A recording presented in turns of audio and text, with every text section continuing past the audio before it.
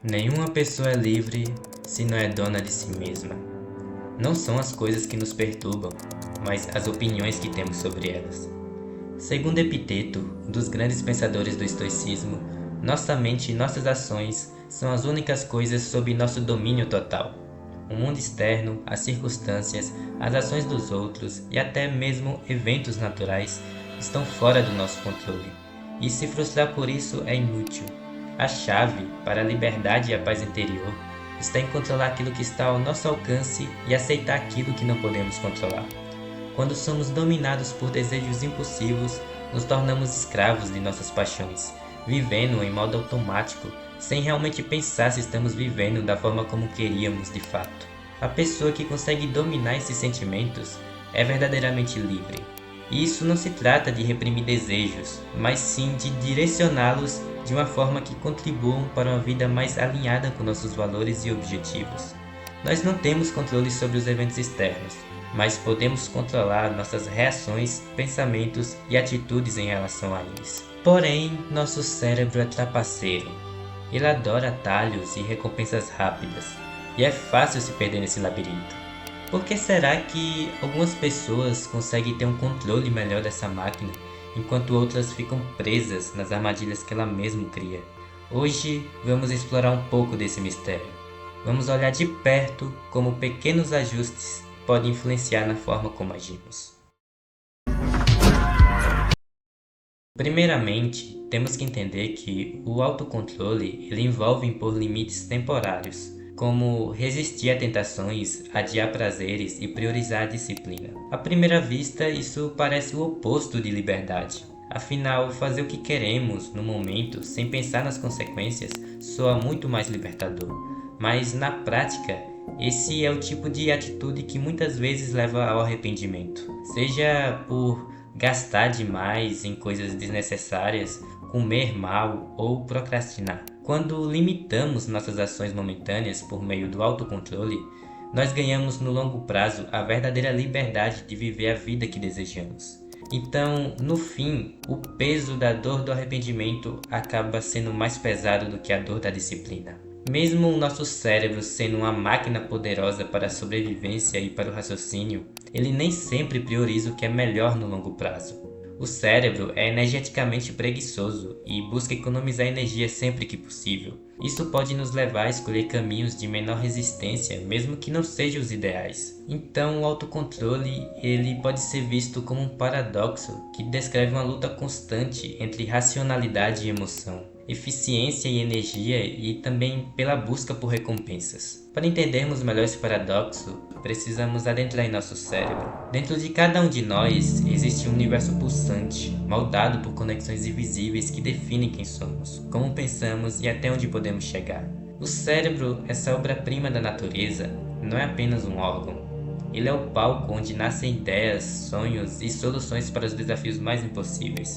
O autocontrole está fortemente ligado à parte do cérebro que chamamos de córtex pré-frontal, que é a parte responsável pelo planejamento, tomada de decisão e regulação de comportamentos. Ele atua como uma espécie de freio para o sistema límbico, que é onde residem nossas emoções e impulsos mais primitivos. Quando o córtex pré-frontal está fortalecido e ativo, nós temos a maior capacidade de resistir a impulsos e tomar decisões conscientes. No entanto, manter esse autocontrole é desgastante, já que ele consome energia mental. Por isso, ele tende a ser muito mais difícil quando estamos cansados ou estressados. Então, como podemos manter um autocontrole em nossas vidas sem se desgastar tanto mentalmente? O segredo está na neuroplasticidade. Ela é fundamental para entender como nosso cérebro muda com a experiência. Quando aprendemos algo novo, criamos conexões entre os nossos neurônios e com a repetição e prática essas conexões se solidificam.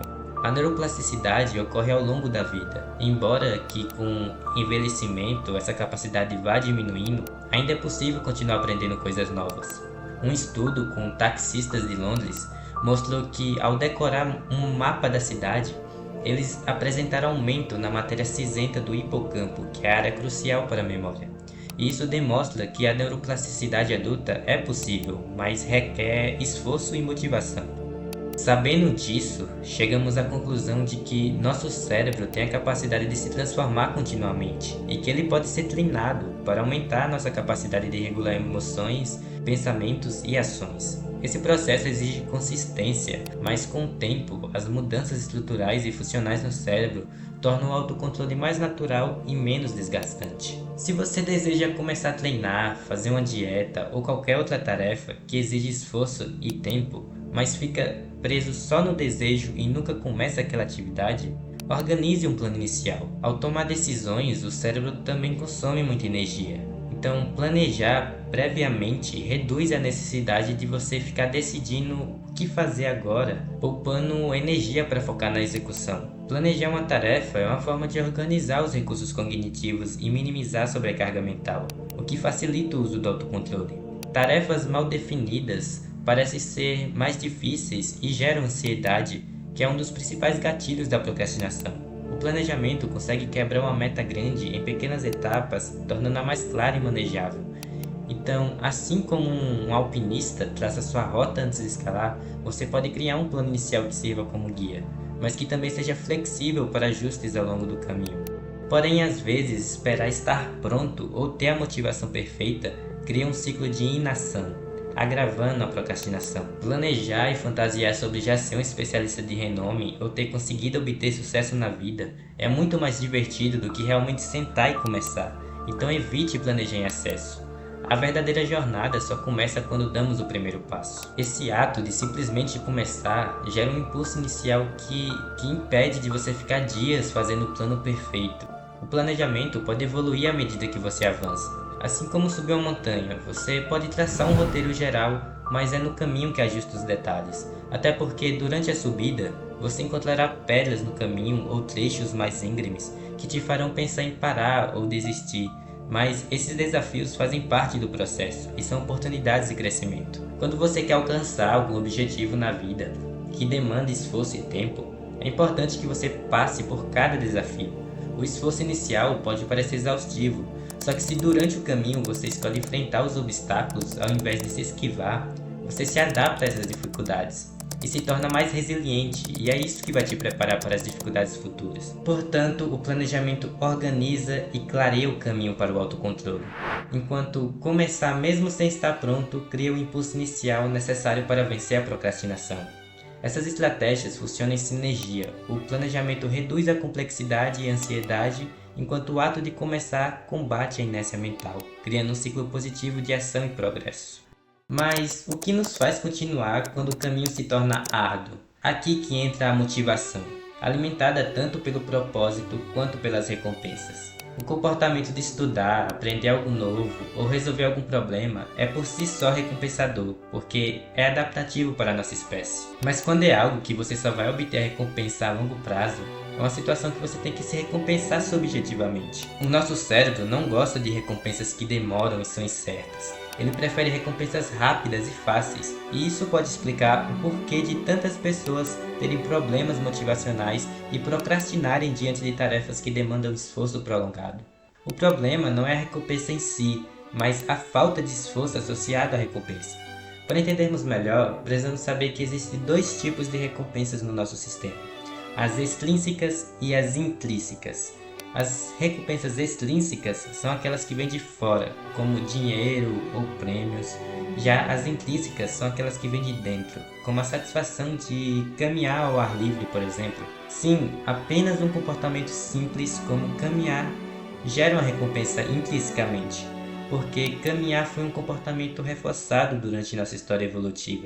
Lembrando que a vida que temos hoje é apenas 0,5% da nossa história como espécie aqui na Terra. Por isso que temos que olhar à luz dos nossos antepassados para conseguir entender as nossas funções comportamentais hoje. Todo comportamento tem uma função e uma explicação. Estudos mostram que comportamentos intrinsecamente motivadores podem ser prejudicados se começarmos a recompensá-los extrinsecamente. Um experimento em Stanford mostrou que crianças que gostavam de desenhar perderam o interesse pelaquela atividade quando começaram a ser recompensadas por ela. Quando a recompensa foi retirada, elas não gostavam mais da atividade como antes.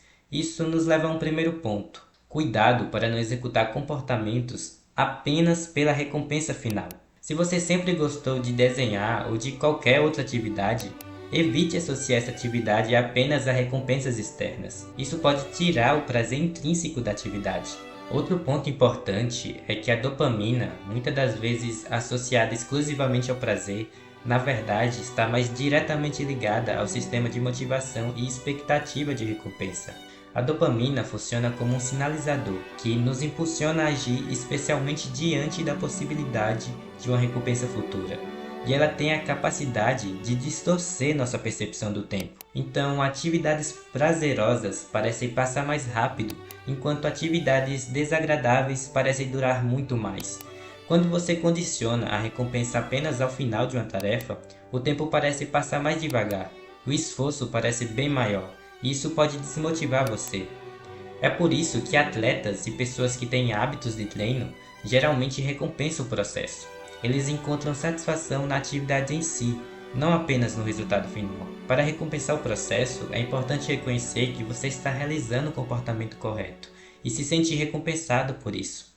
Então reconheça o esforço que você está colocando em suas atividades diárias. Se você está treinando, estudando ou trabalhando em um projeto, celebre cada uma de suas pequenas conquistas. Na prática, isso pode ser feito através de reforçadores arbitrários, como se presentear com algo que você gosta, tirar fotos do progresso ou simplesmente reconhecer internamente o esforço que você está fazendo. É importante destacar que recompensar o processo não significa ignorar a importância dos resultados finais. Os resultados ainda são importantes, mas não devem ser a única fonte de motivação. Encontre um equilíbrio onde você possa apreciar o caminho tanto quanto o destino. Lembre-se também que poucos têm a coragem de enfrentar os desafios de uma escalada íngreme. Portanto, ao chegar ao topo, você conseguirá enxergar um mundo que muitas pessoas não conseguem ver. Essa nova perspectiva traz não apenas a compreensão do que você aprendeu, mas também a capacidade de conectar ideias e inovar. Portanto, o que nos faz continuar quando o caminho é árduo é uma combinação de propósito e recompensas. O propósito nos conecta com o longo prazo, fornecendo significado e força emocional para suportar os desafios. Já as recompensas, por outro lado, atuam no curto prazo, alimentando a motivação e ajudando a evitar a exaustão mental. Juntos, propósitos e recompensas formam um círculo virtuoso que mantém o autocontrole funcional mesmo nos momentos mais difíceis. Agora, esse é um dos pontos mais importantes do vídeo, então preste bastante atenção. Embora a genética seja extremamente importante, o ambiente é soberano. A ciência mostra que a gente não controla os nossos genes, mas pode e deve controlar o ambiente. Mesmo com um córtex pré-frontal forte, um ambiente adverso pode nos derrotar. Não dá para subestimar o poder do ambiente na formação dos nossos comportamentos. Eu não quero entrar aqui na discussão sobre livre-arbítrio, mas quero que você entenda que é muito mais fácil controlar aquilo que te controla, o ambiente. Por exemplo, se você quer fazer uma dieta, mas vive com pessoas que não se interessam por aquilo e ainda te zoam por isso, a força de vontade não será o suficiente. O ambiente acaba vencendo, pois é perpétuo. Por outro lado, se você vive em um ambiente onde a dieta é normal, será mais fácil manter esse hábito. O mesmo vale para o treino, estudo ou qualquer outra mudança de comportamento. O ambiente inclui tanto as pessoas quanto a internet, que pode puxar você para direções opostas. Portanto, é crucial criar um ambiente virtual e real que suporte seus objetivos.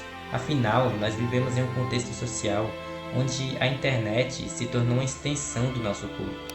O celular é praticamente uma parte do nosso braço, contendo nossa carteira, documentos, conversas pessoais e acesso às redes sociais. Então, se você só segue sites de fofoca ou perfis que não se alinham com seus objetivos, você está se sabotando. Se quer parar de comer doces, pare de seguir perfis que postam receitas de doces. Se quer parar de beber álcool, pare de seguir perfis de festas. Quando você vê algo que desperta um comportamento que você está tentando evitar, a chance de executar esse comportamento aumenta. A sociedade atual está se movendo para um lado que facilita comportamentos desadaptativos, como sedentarismo, alimentação ruim e reclamações constantes.